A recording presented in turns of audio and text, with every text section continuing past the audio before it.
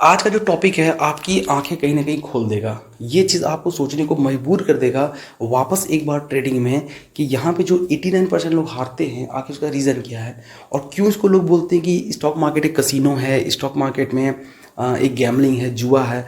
अब इसको आप ठंडे दिमाग से सोचिए। एक तरफ रखिए आप गैम्बलिंग को, ठीक है, एक तरफ रखिए मार्केट को, ठीक है।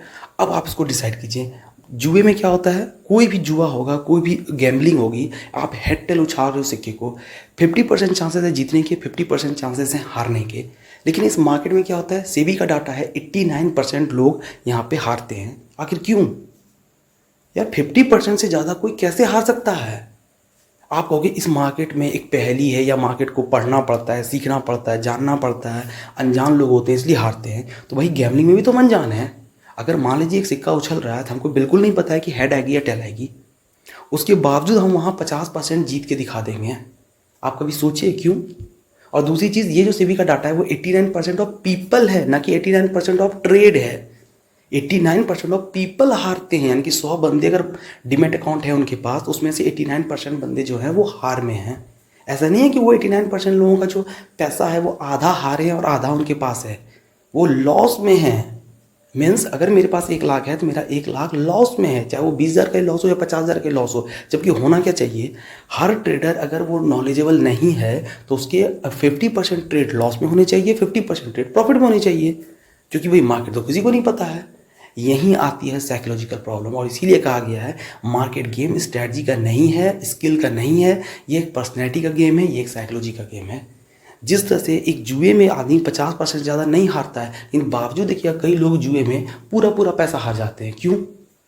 क्योंकि वो उलट पुलट करते रहते हैं, उनकी साइकोलॉजी खराब होती है। अब क्या साइकोलॉजी खराब है, मैं आपको एग्जांपल देता हूँ।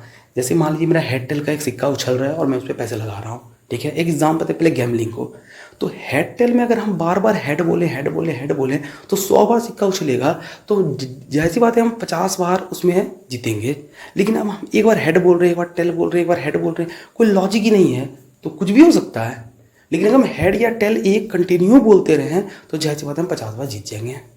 दूसरी चीज़, जब हम कसिनो में कोई काम करते हैं या फिर गैम्बलिंग में जब आते हैं, तो मान लीजिए हम 100 रुपये लगाए, 100 का 200 लगाएंगे, तो जो 100 रुपये लगाए वो पूरा का पूरा 100 रुपये मेरा गल जाएगा अगर हम गलत होंगे तो, और अगर हम सही होंगे तो 100 का 200 बन जाएगा। अब आते हैं मार्केट में। मार्केट में ठीक अपोजिट क्या होता है, जैसे गैम्बलिंग में क्या होता है कि हम हेड हेड हेड बोलते रहेंगे तो हम 50 बार जीत जाएंगे। यहाँ पे नहीं, यहाँ पे मार्केट के चार्ट को हम लोग देखते हैं। पहली गलती, बाय करें कि सेल करें हम लोग चार्ट देख के डिसाइड करते हैं। ये मार्केट में ऑपरेटर लोग क्या करते हैं, हम रिटेलर को एक खास इल्यूजन क्रिएट करके चार्ट पैटर्न बनाते हैं जिसमें कि हमको फील करा दिया जाता है यहाँ से चार्ट ऊपर जाएगी। चार्ट का डिज़ाइन ऐसा बनाया जाता है और हम लोगों को क्या लगता है कि हम ज्ञानी हैं, हमको चार्ट समझ में आ गई है।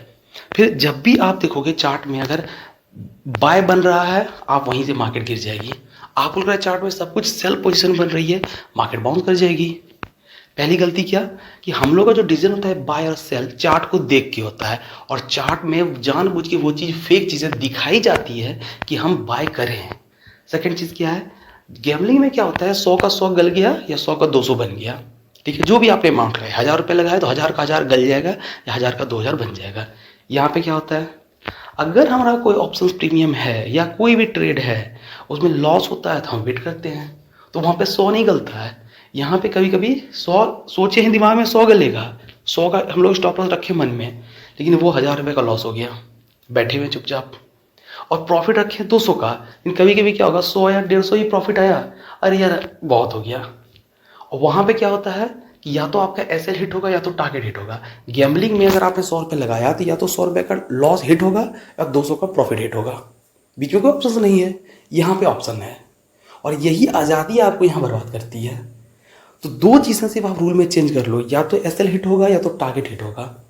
ये चीज़ आपको क्या करेगा कि रिस्क रिवॉर्ड रेशियो को आपको अच्छा कर देगा। दूसरी चीज़, चार्ट पैटर्न देख के आप बाय सेल मत करना। चार्ट की जो डिज़ाइन को आप देखते हो, ये डिज़ाइन बनाया गया है, आप भाव को देखो।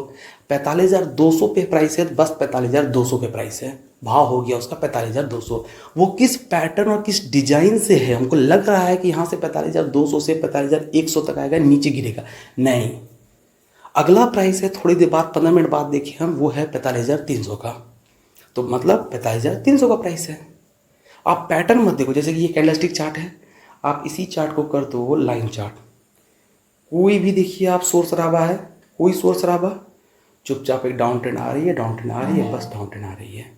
अब यहाँ से बाउंस दिखेगा आपको, फिर क्या लगोगे, अरे ये तो बाय कर लेगा, नहीं, एक मूविंग एवरेज लगा दो। आप भाव देखो, अगर आप पैटर्न देखोगे, डिज़ाइन देखोगे, आप हमेशा से बर्बाद हो जाओगे।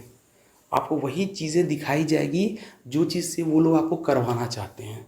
यही मेजर रीज़न है कि हम लोग कसिनो से यहाँ बदतर हारते हैं।